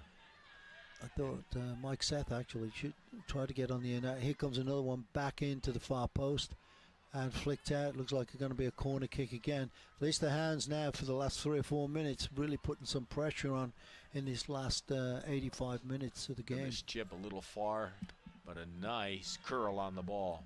Looking for some action now. Riverhounds again, another corner in front. Header pops up. Here's another opportunity in front of Williams, and his big size of 6'4" allows him to jump up and grab that ball and keep the Riverhounds off the board. Yeah, no problem. That's a quick kick too, but went out of bounds, so the Riverhounds are going to get a kick in again. Player down at this end's injured. One of the Dayton Dutch Lions down on the ground in the box from when that keeper came out. He might have hit the player. And Paul, I don't know about you, I cannot see the number from this distance. No, it's difficult. Rain continues to fall here in Pittsburgh. 1-0. The Dayton Dutch Lions on top of the Pittsburgh Riverhounds. I'm Keith James. Paul Child is right over here. And if you haven't heard us mention it, these two teams meet again next Tuesday in Dayton. So it looks like a home-and-home series. Yep. That's Thurier who's down there, we believe. We don't know what the injury was. Yeah, it's number 6. It looks like they're just taking him off at the back of the goal there to try and. Looks like he's gonna probably come back on. Sebastian Thurier. He's sprinting whatever it was. He's trying to sprint it out. Yeah, he's running it off. He's got to get onto the sideline before the referee. Referee's calling him back on, but I don't think he saw him. And here's a great opportunity for Mike Seth, and turned on the ball, mishit it, and was very unlucky there. Here comes another chance. Great long ball. Obadiah, I think that was, that saw an opening, didn't get the ball on target at all though. Yeah, watch this ball from the back, and it is Anthony Obadiah. Little bit too much right foot on it. And again, the clock working against him now. We don't know how much additional time there might be between the weather delays and a couple of injuries. There has to be at least 2 or 3 minutes. I would think a couple. And Dayton, again, Paul, to their credit, has done such a good job, from my viewpoint, of having 4 and 5 guys back on defense all evening long in this match. No, you're right, Keith. They got bodies behind the ball. As soon as they lose possession, now look, they're going forward and creating some problems. But as you see, even when the Hounds get the ball, which they have right now, look at the Dayton team getting back. I mean, they've got 4, 6, 8 guys back in their own box. So you know, it's going to be tough to break them down. He's got to make some good plays and good passing to get that break that system down.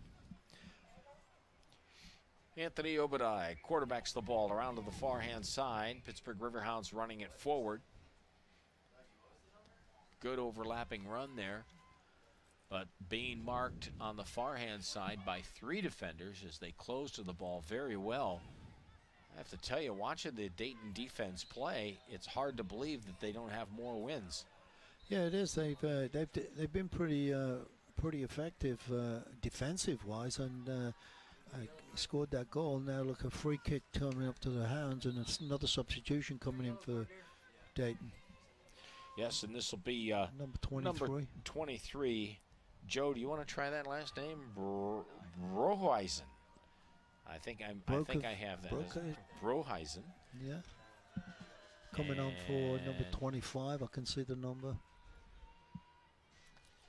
Dayton substitution. And that's Joe Aaron Schoenfeld. Yep. In for number 25, Aaron Schoenfeld. That is very interesting. Nice cross. Schoenfeld Dayton off. yellow card issued to number 9, David Clemens. Here goes the ball wide again, looking for a cross in. Nice cross in. Oh, wide open there.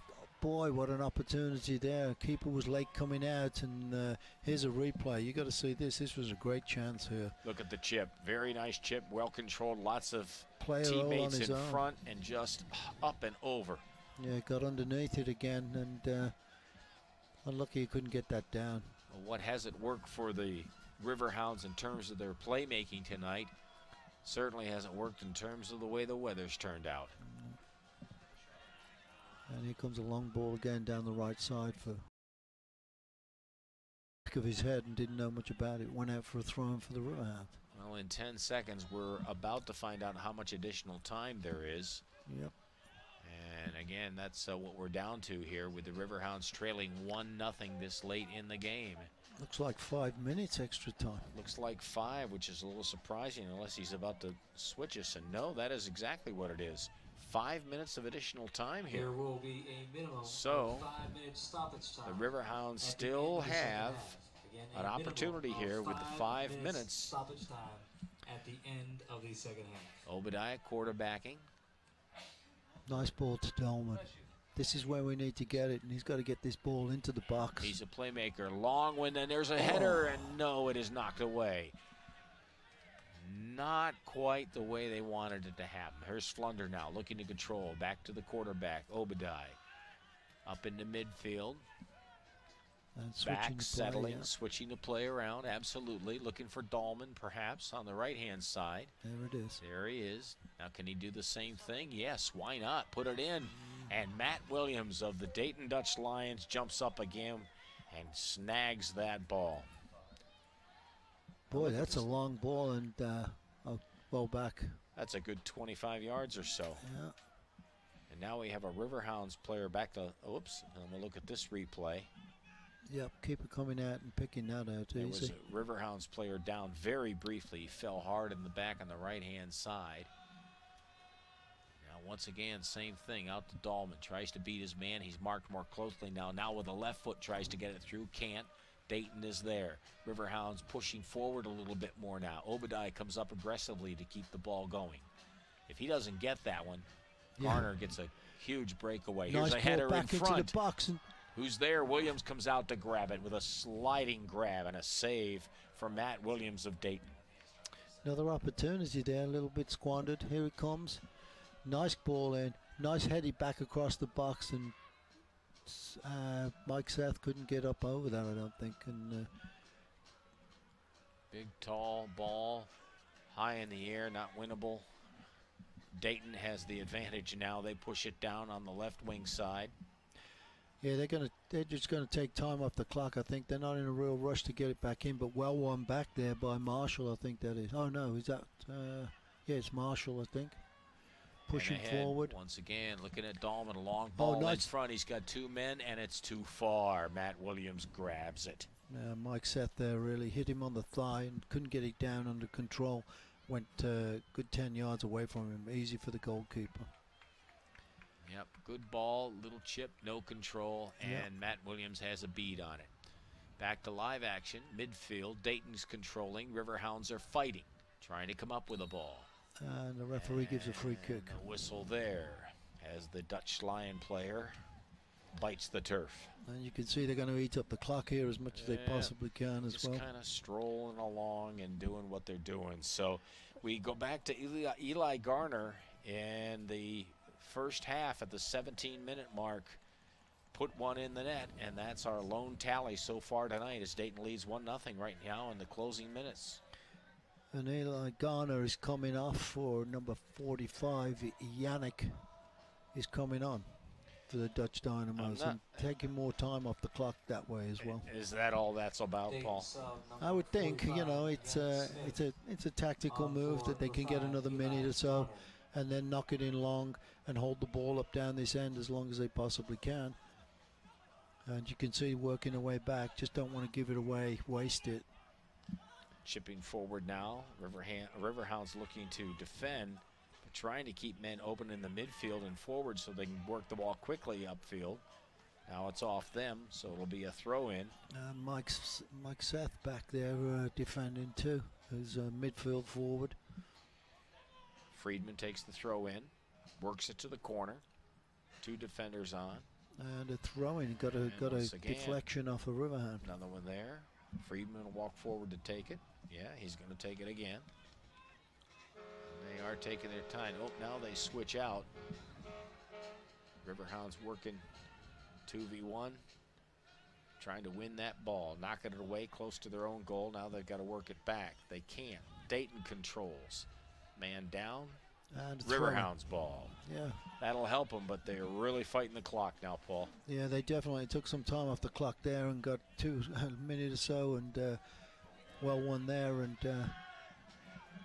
Miro chasing the goal, chasing the ball. Actually, we're doing that actually at this time, and got to get it under control and maybe get one last shot off it on the target here if we can. Trying to be a rabbit. Dahlman runs ahead. Long ball, crossing, header. And Matt Williams once again jumps up and grabs it. Not enough on that ball. Nope. Just not getting in the right places, not getting a good opportunity to get a good strike on the target. And got to give Dayton credit. They're making it so difficult for us, and we're just having a hard time winning it back and losing possession. Now they're winning the ball at midfield, taking it deep into Pittsburgh territory. And just holding it up. Just kind of holding it there a little bit. See what happens. Play it forward, and it'll go out. And it will go out in favor of Dayton.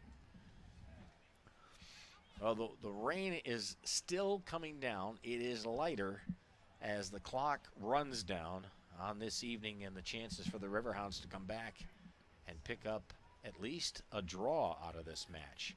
Yeah. And a free kick to Dayton again. And again, Dayton's going to take the time as they can here and waste as much as they can.